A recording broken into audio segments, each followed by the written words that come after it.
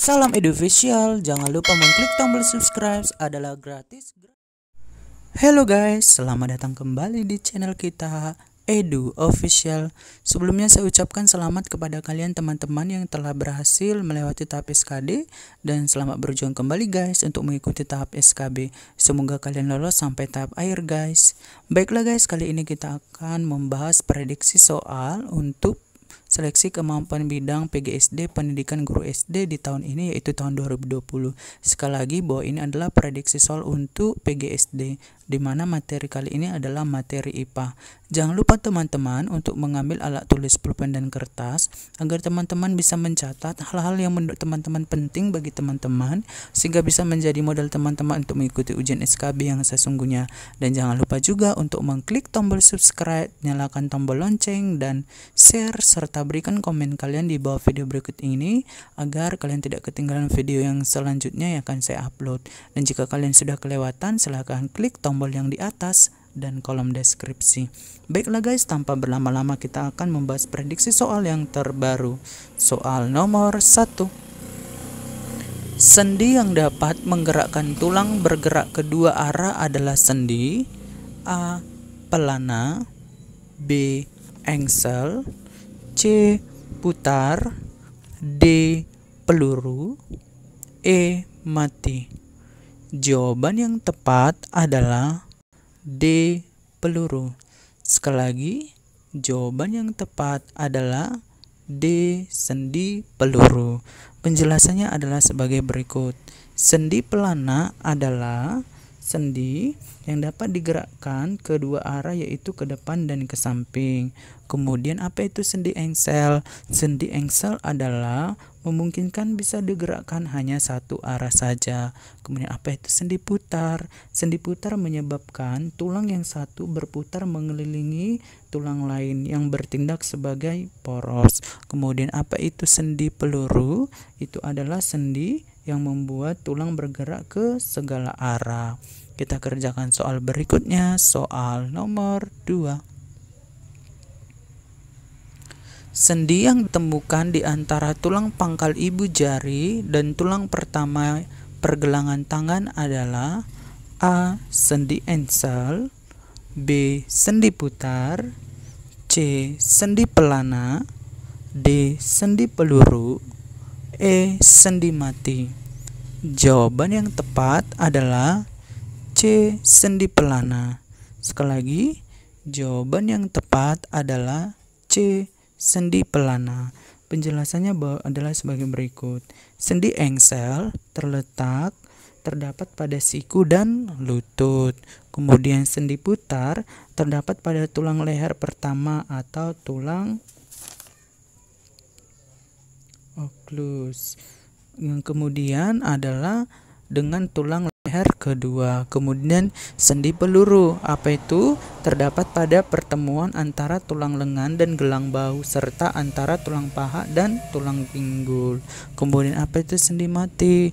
Nah, sendi mati terdapat di antara lempeng tulang-tulang yang terpisah di tengkorak. Oke, kita kerjakan soal berikutnya, soal nomor 3.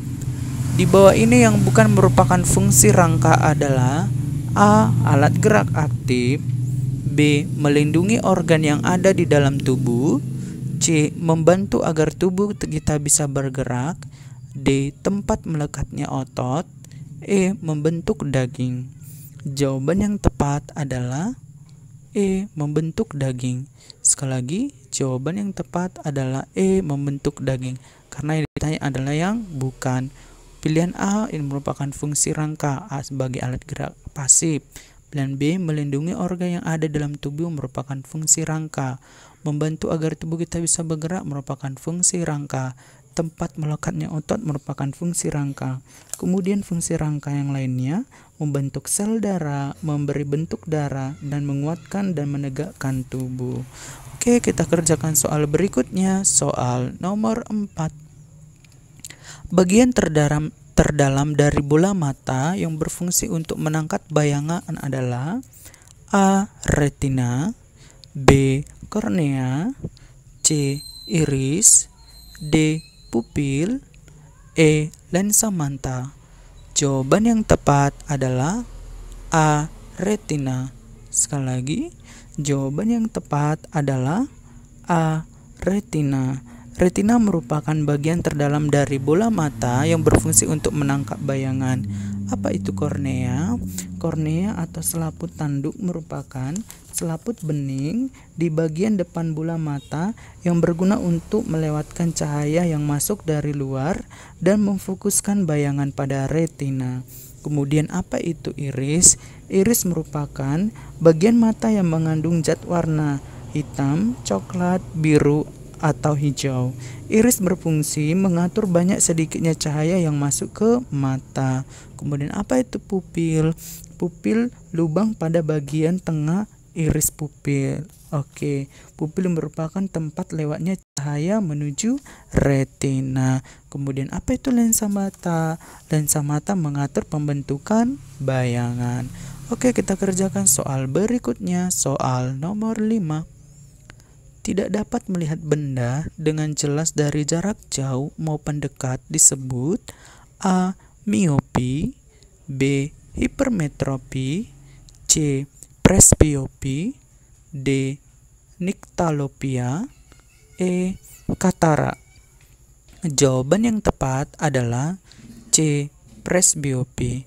Sekali lagi, jawaban yang tepat adalah C. Presbiopi. Presbiopi itu merupakan tidak dapat melihat benda dengan jelas dari jarak jauh maupun dekat. Kemudian apa itu miopi? Miopi merupakan tidak mampunya melihat benda dengan jelas jika jaraknya jauh. Penderita miopi dapat ditolong dengan kacamata lensa cekung atau lensa negatif. Kemudian hipermetropi atau rabun dekat. Tidak dapat melihat benda dengan jelas jika jarak dekat. Penderita hipermetropi dapat ditolong dengan kacamata lensa cembung atau lensa positif. Oke, kemudian apa itu nyctalopia atau disebut dengan rabun senja? Tidak dapat melihat benda secara jelas pada waktu senja hari. Kemudian apa itu katarak? Katarak adalah cacat mata yang disebabkan pengapuran pada lensa mata sehingga daya akomodasi mata berkurang dan penglihatan menjadi kabur. Soal berikutnya, soal nomor 6. Lapisan kulit yang paling dalam yang banyak mengandung jaringan lemak yang berguna untuk menghangatkan tubuh disebut A. Lapisan epidermis, B. Lapisan dermis, C. Lapisan hipodermis, D. Lapisan atas, E. Lapisan tengah. Jawaban yang tepat adalah C. Lapisan hipodermis. Sekali lagi, jawaban yang tepat adalah C. Lapisan hipodermis. Nah, apa itu epidermis? Epidermis merupakan lapisan terluar dari kulit. Lapisan epidermis tersusun dari kulit ari dan lapisan Malpighi. Pada epidermis terdapat saluran keringat, lubang kulit atau pori-pori dan ujung rambut. Kemudian apa itu lapisan dermis? Lapisan dermis berada di bawah lapisan epidermis. Pada dermis terdapat kelenjar keringat, kelenjar minyak, akar rambut, pembuluh darah, saraf, dan reseptor indera peraba. Kita kerjakan soal berikutnya, soal nomor 7. Infeksi paru-paru yang disebabkan oleh bakteri Mycobacterium tuberculosis dengan gejala dada sakit, batuk berdarah, dan napas pendek adalah A. Bronkitis, B. Tonsilitis, C. Sinusitis, D. Asma, E. TBC. Jawaban yang tepat adalah E. TBC. Sekali lagi, jawaban yang tepat adalah E. TBC. TBC disebabkan oleh bakteri Mycobacterium tuberculosis dengan gejala dada sakit, batuk berdarah, dan napas pendek. Kemudian apa itu bronkitis?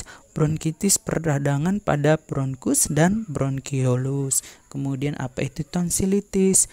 Tonsilitis peradangan pada tonsil atau amandel.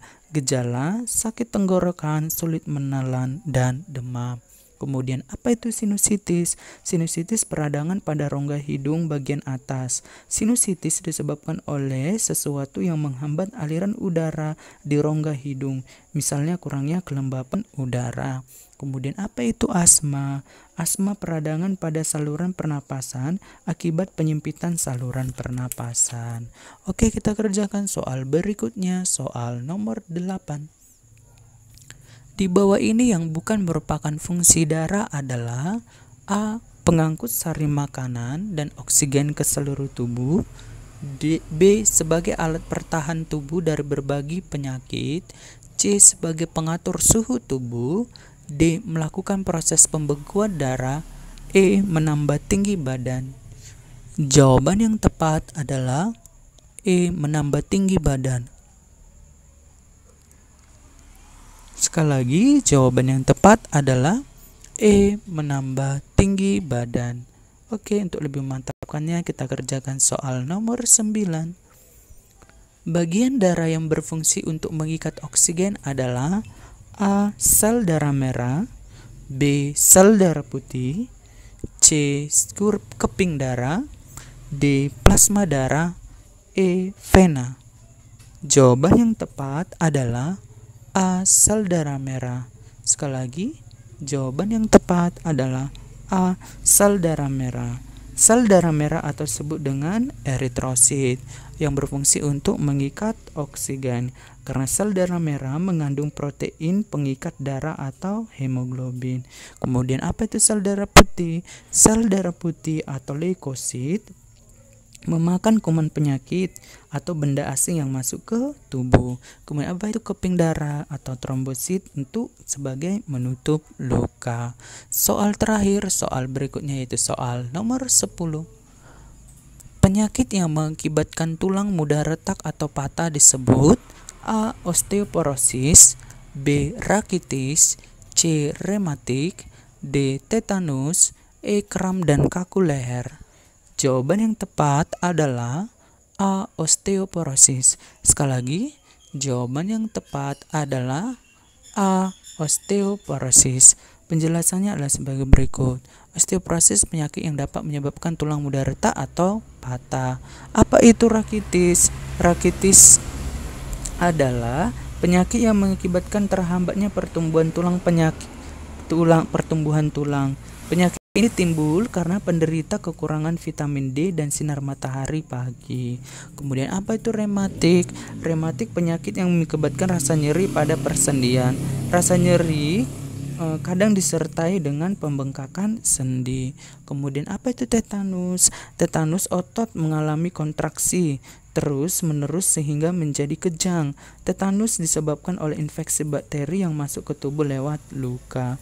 Kemudian apa itu kram dan kaku leher? Kram dan kaku leher merupakan kelelahan otot akibat melakukan aktivitas secara terus menerus sehingga menjadi kejang dan tidak bisa berkontraksi lagi. Demikianlah prediksi soal SKB, PGSD atau pendidikan guru sekolah dasar materi IPA. Jangan lupa untuk mengikuti video kita selanjutnya. Terima kasih guys. Bye.